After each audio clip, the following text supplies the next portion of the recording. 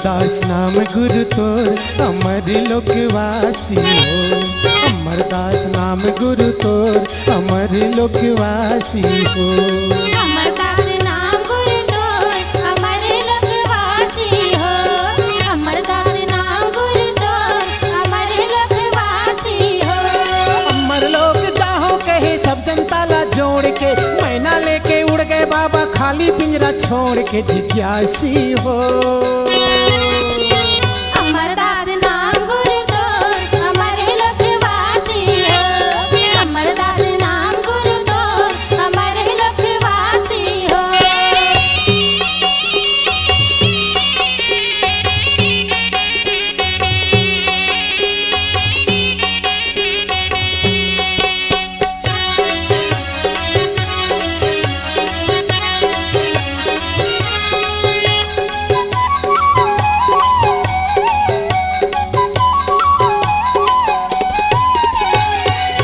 समझाए बाबा मन बांधो विश्वास ला। सातवें दिन वापस आऊं जनगढ़िया हलासला। सातवें दिन वापस आऊं जनगढ़िया हलासला। जनता ला समझाए बाबा मन बांधो विश्वास ला। सातवें दिन वापस आऊं जनगढ़िया हलासला। सातवें दिन वापस आऊं जनगढ़िया हलासला। जनता के विश्वास तोड़े पापी मन भंडा फोड़ के, दुश्मन बैरी लाश गड़ा दिन चटवक धरती कोड़ के रोवासी हो। अमरदास नाम गुरु तोर अमर लोकवासी हो। अमरदास नाम गुरु तोर अमर लोकवासी हो।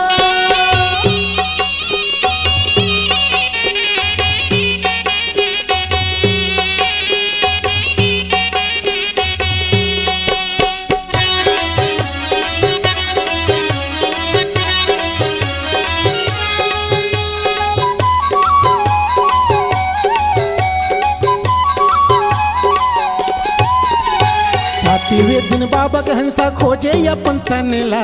कान में सुने सब मन के होत भौरा कस गुंजनेला। कान में सुने सब मन के होत भौरा कस गुंजनेला। सातवें दिन बाबा के हंसा खोजे अपन तनला। कान में सुने सब मन के होत भौरा कस गुंजनेला। कान में सुने सब मन के होत भौरा कस गुंजनेला। छाती पीटे माथा फटके थर थर रोज सपना में, बैरी दुश्मन के चाल समझ नहीं पाइन बड़ा यज्ञानी अविनाशी हो।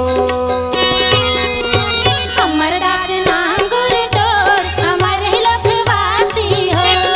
अमरदास नाम गुरु तोर अमर लोकवासी हो।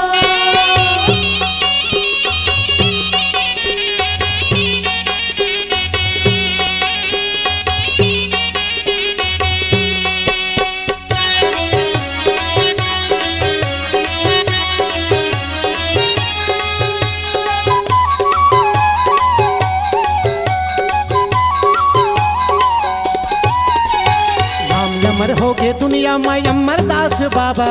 दूध बहे शरीर माता कलयुग के धर्म राजा। दूध बहे शरीर माता कलयुग के धर्म राजा। नाम अमर हो गए दुनिया में अमरदास बाबा। दूध बहे शरीर माता कलयुग के धर्म राजा। दूध बहे शरीर माता कलयुग के धर्म राजा। काम करत धर्म के तोर जननी सफुरा माता, संत शिरोमणि परम पूज्य बाबा जी हर तोर पिता गुरु घासी हो। अमरदास नाम गुरु तोर अमर लोकवासी हो। अमरदास नाम गुरु तोर अमर लोकवासी हो। अमर लोग जाहो कई के सब जनता ला जोड़ के, मैना लेके उड़ गए बाबा खाली पिंजरा छोड़ के जिज्ञासी हो। अमरदास नाम गुरु तोर अमर लोकवासी हो। अमरदास नाम गुरु तोर अमर लोकवासी हो। अमरदास नाम गुरु तोर अमर लोकवासी हो। अमरदास नाम गुरु तोर अमर लोकवासी हो। अमरदास नाम गुरु तोर अमर लोकवासी हो।